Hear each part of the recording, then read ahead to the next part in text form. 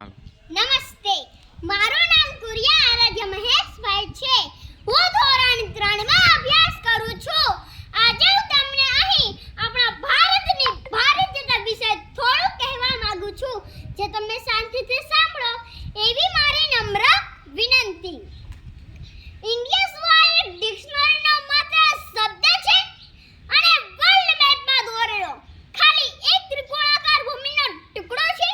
જો એવું હોત તો ઇન્ડિયા, ભારત, હિન્દુસ્તાન આ સાંભળતાની સાથે જ આપણી સાથે ગર્વથી કેમ ભૂલાઈ જાય છે? અચાનક જ આપણે આપણી જાતને સ્પેશિયલ કઈ ફીલ કરવા માંડી કે આ ત્રિકોણાકાર ભૂમિના ટુકડા પર અમે જન્મ લીધો છે અને અમારા પાસપોર્ટનો રંગ લીલો છે. ભારતીય હોવું અને ભારતીયતા આ કંઈક બહુ ઊંડી વાત છે અને આ કંઈ એટલું સિમ્પલ નથી જેટલું ડિક્શનરીમાં અને વર્લ્ડ મેપમાં દેખાય છે. અને આજે મોકો છે કે આપણે આ વાત ઉપર વાત કરીએ અને ભારતની ગહેરાઈમાં એક ડૂબકી લગાવીએ. ઇન્ડિયાની ગ્લોરી ઇન્ડિયનનેસમાં છે, ભારતીયતામાં છે. અને ભારતીયતા એ ખાલી કોઈ નેશનાલિટી નથી. ભારતીયતા એ પૂરી શાશ્વત વિચારધારા છે. રામનું સબરીના હેઠા બોર ખાવું અને ઊંચ નીચની દિવાલો તોડી નાખવી એ ભારતીયતા છે. વિવાહની પહેલા માં બનવા વાળી કુંતીને શાસ્ત્ર પંચકન્યાઓમાં એટલે કે દુનિયાની સૌથી પવિત્ર સ્ત્રીઓમાં સ્થાન આપ્યું. મહિલાઓનું આ સન્માન એ ભારતીયતા છે. ગાંધારીએ શ્રી કૃષ્ણને એના વંશની સાથે પશુની જેમ મૃત્યુ થાય એવો શ્રાપ આપ્યો અને શ્રી કૃષ્ણ એક ભગવાન હોવા છતાં એક સાધારણ સ્ત્રીનો શ્રાપ માથું ઝુકાવીને સ્વીકાર કરે. સર્વશક્તિમાન હોવા છતાં આ વિનમ્રતા એ ભારતીયતા છે. જરા જુઓ તો ખરા, કોણ છીએ અમે? અમે એ જ છીએ જે બાળ ભેદીને ધરતીમાંથી ધારા નીકાળતા હતા અને એ પણ અમે જ છીએ જે એક આંગળી ઉપર ગોવર્ધન ઉપાડતા હતા.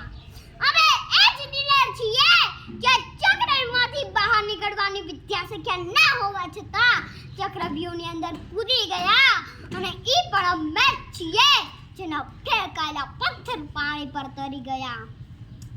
ઇન્દિરાની પેપ્સિકોના સિંહ ઉપર સુંદર વિજય ગૂગલના અને સત્યનારાયણ માઇક્રોસોફ્ટનું સંચાલન કરે. દુનિયાના સૌથી ઊંચા અને પાવરફુલ હોદ્દા પર ભારતમાંના લાડલા દીકરા દીકરીઓ બેઠા હોય આ ભારતીયતા છે. આ ભારતીયતાની મિસાલમાં હું કેટલી વાતો કહું અને તમે કેટલી વાતો સાંભળશો.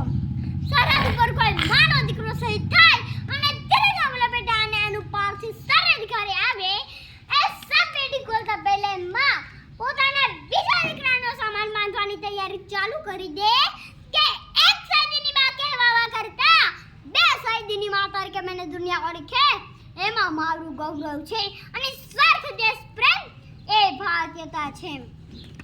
26/11ના મુંબઈ પર થયેલા આતંકવાદી હુમલામાં આતંકવાદીઓ નિર્દોષ માસૂમ લોકોનું લોહી રેડતા હોય. ખતરામાં ખાલી એક જ શહેર હતું પણ કેરળથી લઈ કાઠિયાવાડ સુધી આખા દેશના લોકોના જીવ અધર હોય વસુદેવ કુટુંબકમની ભાવના એ ભારતીયતા છે. અમને મારતા આવડે અને બચાવતા આવડે. દુશ્મનો માટે અમે મિસાઇલો અને ટેન્કો બનાવ્યા પણ દુનિયા આખી જ્યારે મહામારીમાંથી પસાર થતી હતી ત્યારે વેક્સિન પણ આખી દુનિયાને અમે જ આપી. ભારતના હનુમાન ખાલી ત્રેતા યુગમાં સંજીવની બુટી લઈ આવી અને લક્ષ્મણની રક્ષા કરે એવું થોડી છે. આ કળિયુગના હનુમાનો સંજીવની બુટી વિમાનોમાં ભરી અને આખી દુનિયામાં મોકલે અને વેક્સિન ઉપર લખે કે સર્વે સંતો નિરામયા કે ઈશ્વર ખાલી અમારા એક ઉપર નહીં પણ આખી દુનિયા ઉપર કરે દયા. દુનિયામાં સૌથી પહેલા કોઈ પુસ્તક રચાયું હોય તો આ દેશમાં રચાયું છે. સૌથી પહેલા કોઈ એક કાવ્ય ગાયું હોય તો આ દેશમાં ગાયું છે. સૌથી પહેલા જ્યાં કલા, સભ્યતા અને વિજ્ઞાને જન્મ લીધો હોય તો ભારતની ભૂમિકામાં જન્મ લીધો છે. દોસ્તો માટે સ્વાગતમ ગીત છીએ અમે અને દુશ્મનો માટે મુંતર જવાબ પણ છીએ અમે. અમે જ અહિંસા અને ઇન્કલાબ પણ અમે જ ગૌતમ બુદ્ધ અને રાણા પડતા પણ અમે અમારી નમ્રતાને જો નબળે સમજી લીધે તો બહુ પછતાશો. વાંસળી વગાડનારી આંગળી સુદર્શન ઉઠાવશે તો તમે ક્યાં જાશો? हम शाबाश है जिया है आंधियों से खेले है बिजलियों के पाले है हम शांति का सवेरा है हम इंसानियत के उजाले है पहचानो हमें दुनिया वालों हम इंडिया वाले हैं. જે ભાવના ઉપર આ મહાન દેશનું મહાન ગણતંત્ર અટકાયેલું છે. આજના દિવસે સૌ સોગંદ લઈએ કે આપણે ભાવનાની રક્ષા કરીશું. કાટને સે કટેંગે નહીં, બાંટને સે બટેંગે નહીં. આપણે ભલે ને 9 ધર્મો, 3000 જાતિઓ, 300 ભાષા બોલીઓમાં આપણે વિભાજિત છીએ તો શું થયું? પણ આપણા સૌનું મસ્તક એક સાથે એક જ જગ્યાએ નમતું હોય તો આપણા દેશનો તિરંગો છે. મારી પ્રાર્થના છે કે આપણી નસોમાં ખાલી લોહી નહીં પણ ગંગા જમુનાના નીર વહે અને આપણા હૃદયના ધબકારામાં આપણો ભારત ધબકતું રહે અને આપણી ભારતીયતા હંમેશા અમર રહે. આવા મહાન ભારત વિશે જો બોલવું હોય તો આ સમય પણ ઓછો પડે પણ સમયની મર્યાદા રાખતા છેલ્લે હું મારા દેશની ઇન્ડિયન આર્મીની દીકરીઓ માટે 2 શબ્દ કહી અને હું મારી વાણીને વિરામ આપીશ. जब इस वतन पर कोई आँच आएगी और भारत मानम आँखों से बुलाएगी, जब इस वतन पर कोई आँच आएगी और भारत मानम आँखों से बुलाएगी, तब हिंदुस्तान के हर घर से एक रानी लक्ष्मीबाई निकल कर आएंगी.